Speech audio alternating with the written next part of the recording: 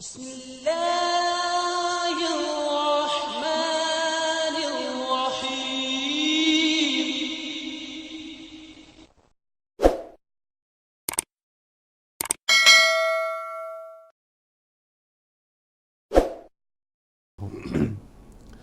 ناظرین کرام، جیسا کہ میں نے بتایا کہ آج دنیا بڑی تیزی کے ساتھ دہریت کی طرف بڑھ رہی ہے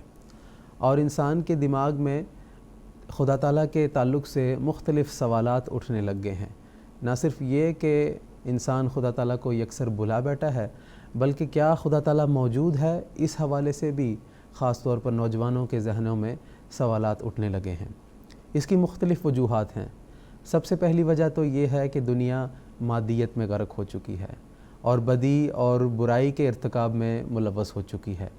بدی اور برائی کے ارتکاب کے ساتھ ساتھ انسان خدا تعالیٰ سے تعلق نہیں بڑھا سکتا ہے، لہٰذا انسان آہستہ آہستہ خدا تعالیٰ کے وجود کو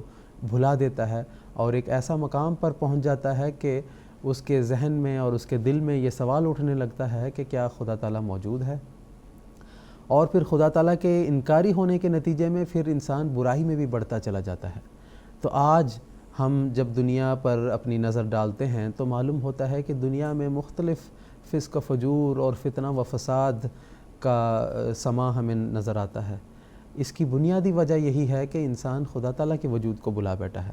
اگر انسان کا خدا تعالیٰ کے ساتھ تعلق مضبوط ہوتا تو انسان نیکی اور راستی کا جو راستہ ہے اس کو اختیار کرتا ہے اور ایک پرسکون اور پرامن زندگی بسر کرتا ہے۔ جب بھی دنیا نے خدا تعالیٰ کے وجود سے انکار کیا، اس موقع پر اللہ تعالیٰ نے اپنی جناب سے اپنے فرستادہ کو، انبیاء کو اس دنیا میں مبعوث فرمایا ہے اور ان کے ذریعے سے خدا تعالیٰ کے وجود کا ثبوت خدا تعالیٰ نے اس دنیا میں پیش کیا ہے۔ دراصل انبیاء کرام کے وجود وہ عظیم الشان دلیل ہے خدا تعالیٰ کی ہستی کے ثبوت کا، اور اس میں سب سے بڑھ کر حضرت اقدس محمد مصطفیٰ صلی اللہ علیہ وسلم ہے، جنہوں نے دنیا میں آ کر خدا تعالیٰ کے ساتھ ایک زندہ تعلق انسان کس طرح پیدا کر سکتا ہے وہ دنیا کو سکھایا ہے۔ آپ صلی اللہ علیہ وسلم نے بتایا ہے کہ ہمارا خدا زندہ خدا ہے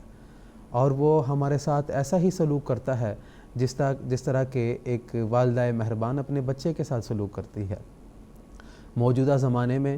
جب مغربی فلسفہ اور یورپ میں جو سائنس کی ترقی ہوئی ہے، جس کے نتیجے میں انسان دھرم اور مذہب کی ضرورت کو محسوس نہیں کرتا ہے، ایسے زمانے میں اللہ تعالیٰ نے حضرت اقدس محمد مصطفیٰ صلی اللہ علیہ وسلم کے ایک حقیقی خادم حضرت مرزا غلام احمد صاحب قادیانی علیہ السلام کو مسیح موعود و مہدی موعود کے طور پر مبعوث فرمایا ہے، اور آپ علیہ السلام نے دنیا میں آ کر ایک مرتبہ پھر ببانگ دہل یہ اعلان فرمایا کہ ہمارا خدا ایک زندہ خدا ہے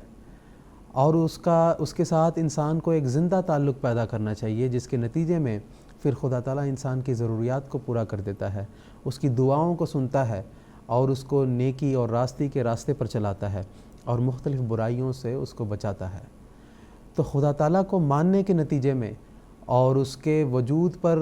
کامل ایمان اور محکم یقین ہونے کے نتیجے میں اللہ تعالیٰ انسان کو مختلف برائیوں سے نجات دیتا ہے۔ تو آج ہم جو دنیا میں مختلف برائی دیکھتے ہیں، اس کی بنیادی وجہ یہی ہے کہ انسان اور آج کل کا جو انسان ہے وہ خدا تعالیٰ کو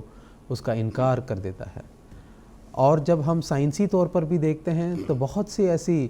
عقلی دلائل ہیں جن کو مشاہدہ کرتے ہوئے ہم خدا تعالیٰ کے ہستی کا ثبوت حاصل کر سکتے ہیں، کیونکہ موجودہ زمانے میں جہاں سائنس اور فلسفی ترقی کر چکی ہے وہاں ہر چیز کی بنیاد مشاہدات پر ہے، لیکن خدا تعالیٰ کی ہستی وراء الورا ہے اور اس کی ہستی لطیف در لطیف ہے۔ اس کو آنکھوں کے ذریعہ سے تو نہیں دیکھا جا سکتا، بلکہ